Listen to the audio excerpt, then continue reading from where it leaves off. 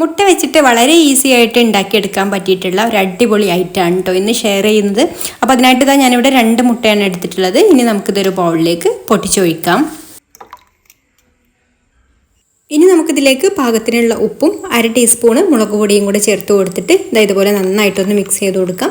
മുളക് പൊടിയൊക്കെ ഇതിൽ നന്നായിട്ടൊന്ന് മിക്സ് ആയിട്ട് വന്നാൽ ഇനി നമുക്ക് ഇതുപോലെ ഒരു പാന് വെച്ച് കൊടുത്തിട്ട് അതിലേക്ക് വെളിച്ചെണ്ണ ഒഴിച്ചു കൊടുക്കാം. വെളിച്ചെണ്ണ ഒന്ന് എല്ലാ ഭാഗത്തും ഇതുപോലെ ഒന്ന് സ്പ്രെഡ് ചെയ്ത് കൊടുക്കാം കേട്ടോ. ഇതൊന്ന് നന്നായിട്ട് ചൂടായി കഴിഞ്ഞാൽ നമുക്കിതിൽ നിന്ന് ഒരു മുട്ടയുടെ മിക്സ് ഇതിലേക്ക് ഒഴിച്ചു കൊടുക്കാം കേട്ടോ. മൊത്തത്തിൽ ഒഴിച്ചു കൊടുക്കേണ്ട, നമുക്ക് നല്ല തിന്നായിട്ടാണ് നമുക്ക് ഈ ഒരു ഓംലേറ്റ് കിട്ടേണ്ടത്. അപ്പോൾ ഇതുപോലെ ഒഴിച്ചു കൊടുത്ത് ഉടനെ തന്നെ നന്നായിട്ടൊന്ന് പരത്തി കൊടുക്കണം. എന്നിട്ട് ഒരു സൈഡ് റെഡി ആയിട്ട് വരുമ്പോൾ ഒന്ന് തിരിച്ചിട്ട് കൊടുക്കാം. ഈ ഒരു സൈഡും കൂടെ റെഡിയായി വന്നാൽ നമുക്കിത് മാറ്റി വെക്കാം. ഇനി അടുത്ത മുട്ടയും നമുക്ക് ഇതുപോലെ തന്നെ കുറച്ച് പാനിൽ ഓയിൽ ഒഴിച്ചു കൊടുക്കുക. ഓയിലോ വെളിച്ചെണ്ണയോ ഏതായാലും കുഴപ്പമില്ല കേട്ടോ.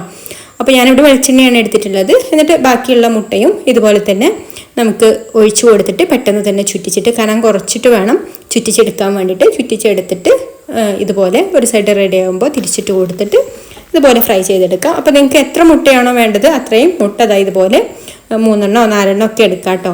എത്രയാണോ വേണ്ടത് അതൊക്കെ ഓരോന്നായിട്ട് ഇതുപോലെ കനം കുറച്ചിട്ട് പൊരിച്ചെടുക്കണം കേട്ടോ. അപ്പോൾ പൊരിച്ചെടുത്തിട്ടുള്ള മുട്ടകളെല്ലാം ഇനി ഇതുപോലെ ഞാൻ ഓരോ ലെയറായിട്ട് വെച്ച് കൊടുത്തിട്ടുണ്ട്. എന്നിട്ട് ഇതുപോലെ ഒന്ന് നീളത്തിൽ കട്ട് ചെയ്തെടുക്കാം കേട്ടോ.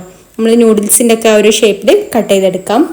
വീതി കുറച്ചിട്ട് വേണം കേട്ടോ കട്ട് ചെയ്തെടുക്കാൻ വേണ്ടിയിട്ട്. ഇനിയിപ്പോൾ ഇതുപോലെ കട്ട് ചെയ്തെടുക്കണ്ടെന്നുണ്ടെങ്കിൽ ഇനിയിപ്പോൾ ഒരു നടുവൊക്കെ ഒന്ന് മുറിച്ചെടുക്കണം എന്നുണ്ടെങ്കിലും അങ്ങനെയാണെന്നുണ്ടെങ്കിൽ നമുക്കിത് ചുരുട്ടി വെച്ചിട്ടും ഒന്ന് അരിഞ്ഞെടുത്താൽ മതി കേട്ടോ. ചുരുട്ടി വെച്ചിട്ട് ഇതുപോലെ കയ്യിൽ വെച്ചിട്ട് ഒന്ന് അരിഞ്ഞെടുത്താലും മതി. അപ്പോൾ ഞാനിവിടെ 2 മുട്ടയും ഇതുപോലെ ഒന്ന് നീളത്തിൽ അരിഞ്ഞെടുത്തിട്ടുണ്ട്.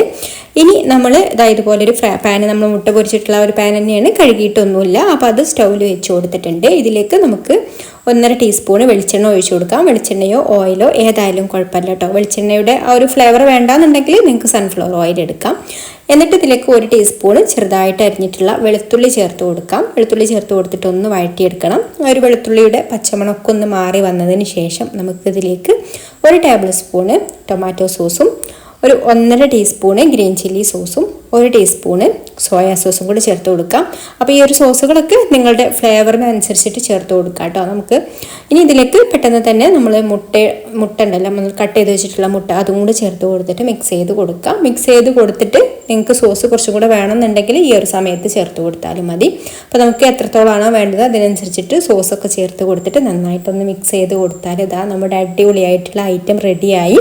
നല്ല ടേസ്റ്റാണ് കേട്ടോ ഇത്. മുട്ടയൊക്കെ കഴിക്കുമ്പോൾ കുട്ടികൾക്കൊക്കെ കുറച്ച് വെറൈറ്റി ഒക്കെ ആയിട്ട് ഉണ്ടാക്കി കൊടുക്കണം എന്നുള്ളവർക്ക് ചെയ്ത് കൊടുക്കാൻ പറ്റിയിട്ടുള്ള ഒരു അടിപൊളി ഐറ്റമാണ്.